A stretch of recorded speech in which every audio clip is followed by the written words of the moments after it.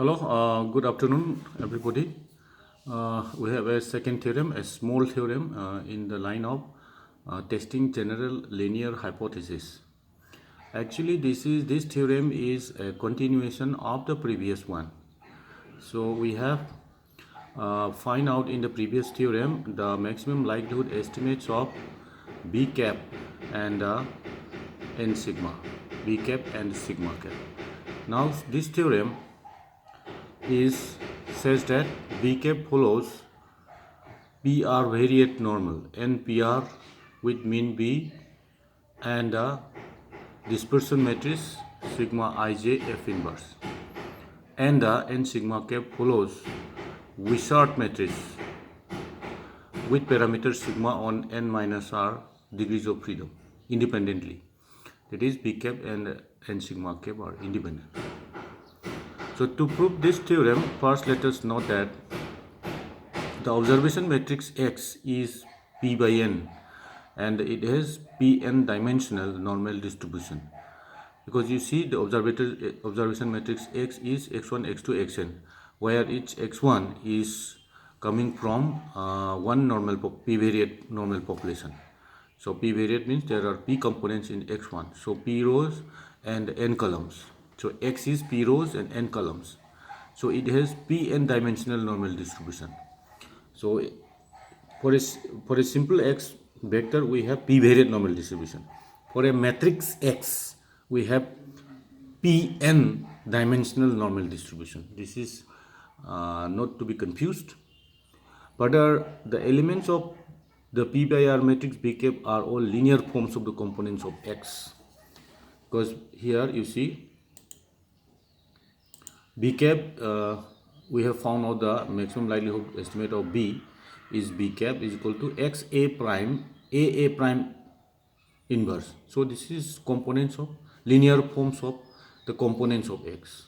So here is X, no problem. So that B cap has PR dimensional normal distribution. So B cap is also a matrix. So instead of saying P dimensional, we are saying PR dimensional, because the order of B cap is P by R. So next, to find the mean and dispersion matrix of B cap, here expectation B cap is this is expectation of X A prime inverse. This is the expression for B cap coming from the last theorem. So A prime is F inverse. This is called expectation X A prime F inverse. This F inverse should be here, and expectation X is B A. So this is B A prime F inverse. So A prime is F, therefore cancel out, and B is coming only. A prime is equal to F. So F inverse cancel out is equal to B. So expectation of B cap is B. Now let us put B1 prime, B2 prime and BP prime denote the rows of B cap. Then for I goes from 1 to P, Bi prime is equal to F inverse summation alpha goes from 1 to P xi alpha A alpha. Here how this Bi prime vector comes is, you have to recall the expression of B cap from the last theorem. That is, B cap is equal to X A prime F inverse. So F inverse is here, and X for X A prime is summation alpha goes from 1 to P xi alpha A alpha. This is all about matrix algebra, and you carefully note the products X A prime, something like that, because X is x1 alpha, x2 alpha. X alpha prime is x1 alpha up to x p alpha. This should be P should be in the suffix. Alpha goes from 1 to n, and the A alpha are columns of A prime. Consequently, the covariance of Bi Bj is equal to F inverse summation alpha goes from 1 to n, summation beta goes from 1 to n, covariance of xi alpha xj beta, A alpha A beta prime F inverse. So another F inverse is coming here. This is equal to sigma ij. This is covariance xi xj is sigma ij, and F inverse here A prime, this is A prime, and this F inverse. Okay, here A prime is coming because of summation alpha goes from 1 to n, summation beta goes from 1 to n, A alpha and A beta prime.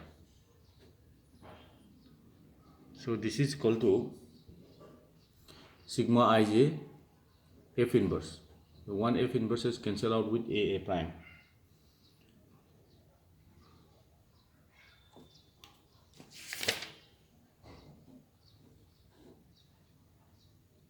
Right?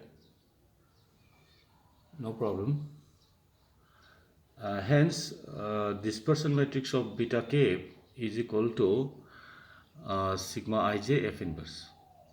So it follows from equation 1 and 2 that beta k follows PR variate normal with mean B and dispersion matrix sigma ij F inverse.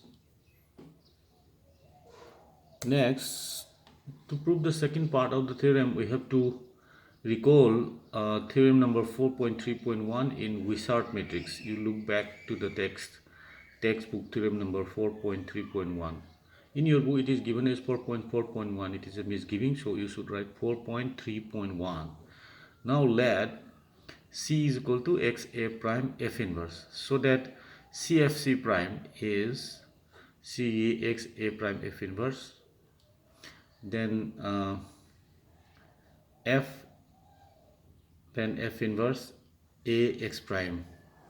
Here it is F inverse AX prime. So is there any misgiving? No, this is this, this is this. This is XA prime. This F is this F. Okay, EF inverse E prime. There is nothing very difficult. You try to look back what is E, what is F, and what is E prime. So this expression will come B cap F B cap prime. Therefore, XX prime minus CFC prime is equal to XX prime minus B cap F B cap prime. Now, the assumption of the assumptions made in the theorem 4.3.1 in your textbook is satisfied by XX prime minus CFC prime.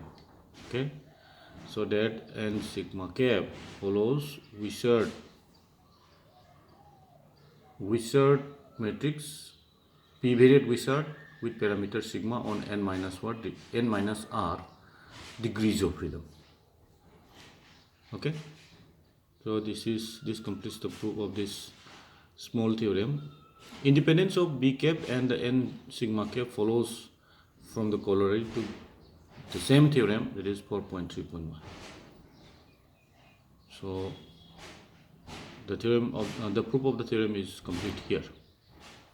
Anyway, you try this, and you can discuss any doubt in the proof of the theorem, so that we can understand all.